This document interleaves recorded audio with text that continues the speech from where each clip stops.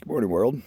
Uh, Wanted to make a video on what I call myself because I had a comment on a video yesterday about this very topic, so I thought I'd elaborate a little bit. I don't call myself homeless.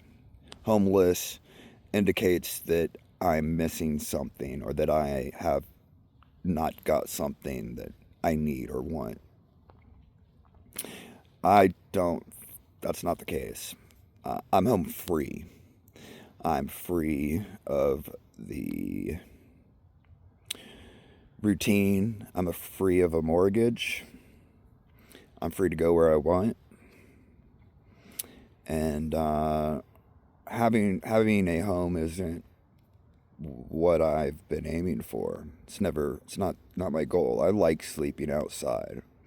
I don't like the how society treats me, but that's not because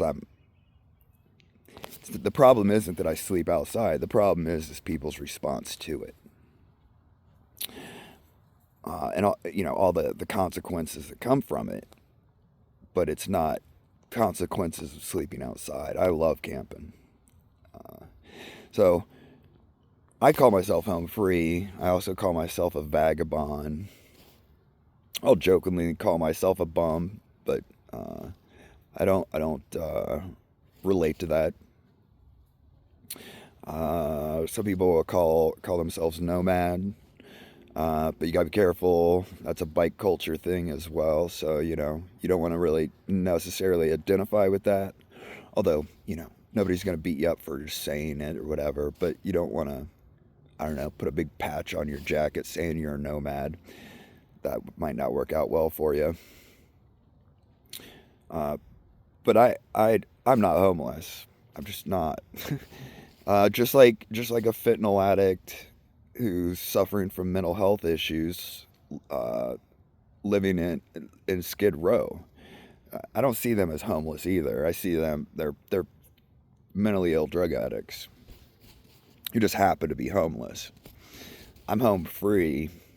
Yes, I'm without a home, but that's not the it's not my how I identify. It's not a concern of mine.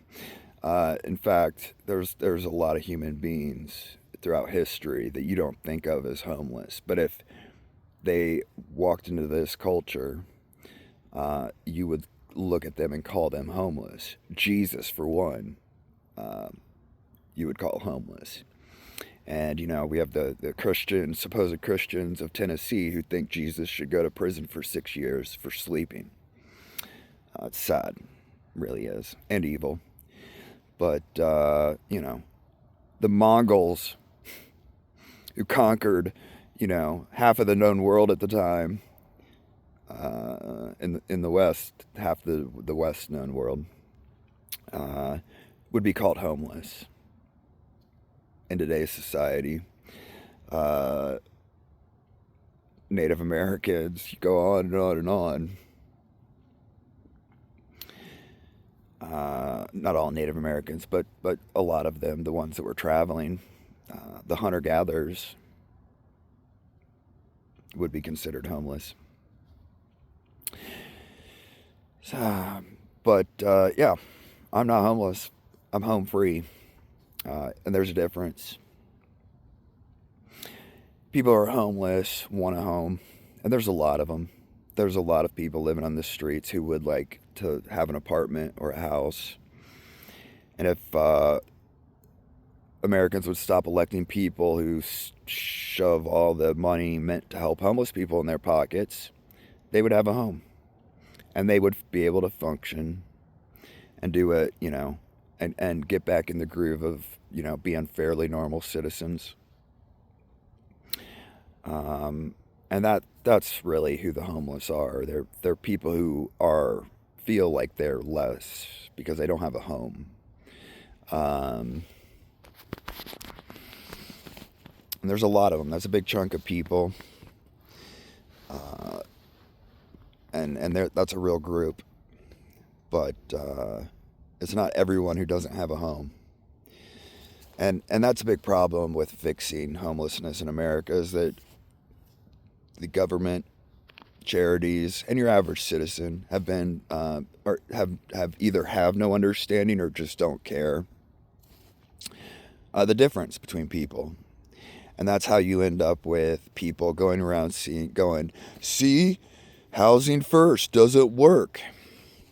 Housing first doesn't work when you put a fentanyl addict who's mentally ill, who hasn't lived indoors in a long time, and can barely function as a human being, and then you put them in an apartment.